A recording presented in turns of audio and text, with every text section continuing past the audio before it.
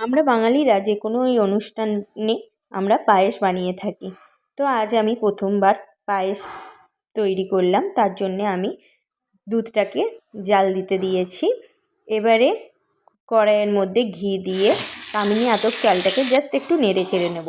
এবারে দুধটা গরম হয়ে গেলে আমি সমস্ত চালগুলোকে তুলে দিয়ে তাতে ফুটতে দেবো। এবারে আমি কিছুটা পরিমাণে গুঁড়ো দুধ নিয়েছি। গুঁড়ো দুধটাকে আমরা ওই দুধের মিশ্রণটা দিয়ে গুলে রেখে দেব।